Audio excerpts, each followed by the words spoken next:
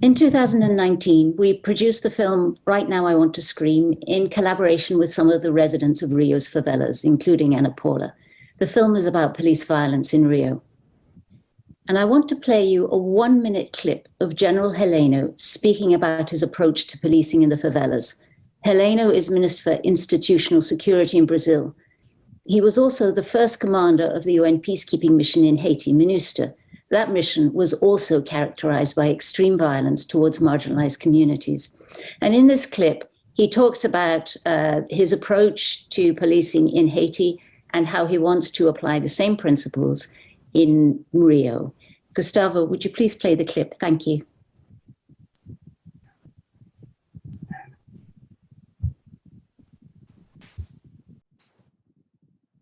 Nossa regra de engajamento no Haiti era uma regra de engajamento altamente flexível, que dava ao comandante da cena, não era o comandante geral, o comandante da cena que estava acontecendo aquilo, o poder de ferir e chegar ao ferimento letal daquele sujeito que tivesse ato ou intenção hostil, ou seja, um sujeito armado de fuzil, assaltando, roubando carga, ele passa a ser um alvo.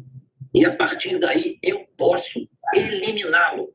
E quem fizer essa ação está isento de responsabilidade jurídica. Essa é a segurança jurídica que nós temos brigado muito. Melhorou a história de ser julgado na justiça militar. Thank you. Thank you, Gustavo. As you will have heard there, Heleno said that MINUSTAH's rules of engagement permitted UN forces to eliminate any armed person that is about to engage in what he described as potentially hostile activities, for example, stealing goods. And he also said that anyone who killed that person in those circumstances should be exempt from prosecution. And this is the approach that he wants to take in Rio. Stealing goods. Neither human rights law nor the law of armed conflict permit police or troops to kill people because they are stealing. This is a shoot to kill policy. It's unacceptable in Rio, and it was unacceptable in Haiti. Violence on this scale creates conditions of life that are close to unbearable to live in, even for a short period, let alone for year after year, whole families growing up under siege conditions. In her report of June 2021 on the impact of police violence on the human rights of people of African descent, High Commissioner Bachelet stated that the experience of living in neighborhoods frequently subjected to militarized policing may be described as similar to conditions in war zones. Interviewed for the film Right Now I Want to Scream, police officer Janaína Matos told us that it has become normal for police to enter a territory and treat the population as if it were a war enemy. She said, Brazil's security policy is not aiming to guarantee security for everyone, but just for an elite, while oppressing the Black people. Routine use of militarized policing results in deep, long-lasting, and pervasive human rights violations that affect the whole of the targeted community and also affect the police themselves.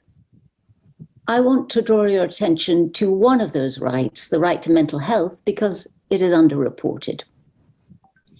In 2019, when we were filming Right Now I Want to Scream, we noticed that health experts, civil society, and favela residents talked about the mental health impacts of violent policing operations, and they talked about it a lot. But the lawyers and human rights experts did not mention mental health. This may be because lawyers and human rights NGOs tend to focus on what they believe to be the most salient aspect of the police violence cases that they're dealing with, as viewed from the perspective of the judicial or monitoring fora in which the claims are going to be heard. By contrast, community leaders, teachers, and civil society focus on the issues that they deal with every day.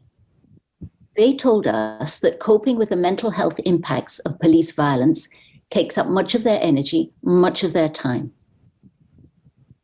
This suggests that there is a disconnect between the nature and scale of human rights violations that are experienced as a result of police violence and the degree to which these are being addressed in the human rights fora that represent victims, monitor compliance, and advocate for more effective implementation of human rights laws. And this disconnect applies also to UN human rights bodies.